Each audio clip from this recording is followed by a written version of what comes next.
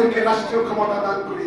অর্থাৎ এই মা গ্রন্থ আর কোরআনকে যদি আমরা রাষ্ট্রীয় ক্ষমতায় দিতে পারি, তাহলে সেই কোরআনের যারা ধারক এবং বাহক তারা সর্বপ্রথমে আপনার আমার এই মানবতার দারিদ্র ক্ষুধা জুলুম নির্যাতনকে নিষ্পেষণের হাত থেকে মানুষকে রক্ষা করার জন্য সর্বপ্রথম যে 4টি মৌলিক কাজ করবে, এই কাজ যদি করতে পারে তাহলে আজকের মানবতা আর দুঃখে দুঃখে মরবে না, পৃথিবী দাউ দাউ করে আর চলবে না, শান্তির আমাদেশা পাওয়া যাবে।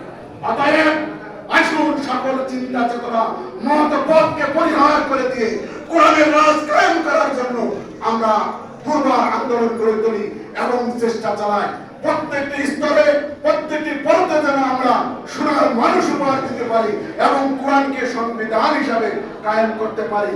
আল্লাহ রাব্বুল আলামিন আমাদের সবাইকে এই মৌলিক 4টি কাজ কোরআনের, যেটা হলো সর্বপ্রথমে যে কাজটি করবে আজকের যুব সমাজ, আজকের সমাজের যারা নেতৃত্ব দেবে তারা আজকে অসহায়িত, তারা আজকে বিভ্রান্তির পথে যাচ্ছে, তারা আজকে নেশাগ্রস্ত।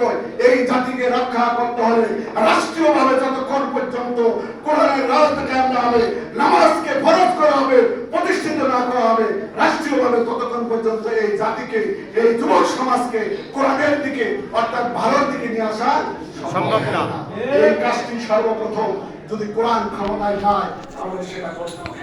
সম্মানিত আপনজনেরা, আমরা জানি বাংলাদেশের ইতিহাসে 1921 সালে ঢাকা বিশ্ববিদ্যালয় প্রতিষ্ঠিত হয়েছে, কিন্তু সেখানে রাম আর বাম ইসলাম বিদ্বেষী শক্তি সেখানে প্রতিষ্ঠিত ছিল।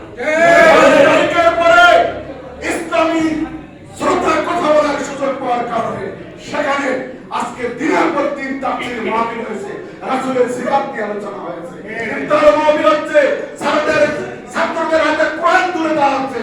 সেখানে নারে তাকবীরের ধ্বনি প্রতিষ্ঠিত ক্ষমতার দরকার আছে না ভাই? এই জাহাঙ্গীরনগর বিশ্ববিদ্যালয়ে ভাষণের সেঞ্চুরি করে মিষ্টি বিতরণ করা হয়, সেখানে নারে তাকবীর আল্লাহু আকবারের ধ্বনি উচ্চারিত হচ্ছে।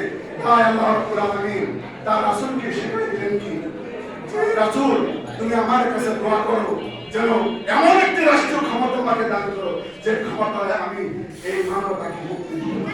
সম্মানিত আপনজনেরা, আসুন আমরা সকলে এক কাতার বন্দী হয়ে দিন প্রতিষ্ঠার আন্দোলনে আমরা জীবন বাজি রেখে কাজ করে যাই, তাহলে মনেও তার মুক্তি আসবে এবং আল্লাহ আখিরাতে আদালতে আমাদের একটি জান্নাতের একটু জায়গা করে দেবে। এই প্রত্যাশা ব্যক্ত করে আজকের অনুষ্ঠানে যারা আছেন সবার সুস্বাস্থ্য এবং দীর্ঘায়ু কামনা করে আমি আমার সংক্ষিপ্ত কথা শেষ করছি। আসসালামু আলাইকুম ওয়া রাহমাতুল্লাহ।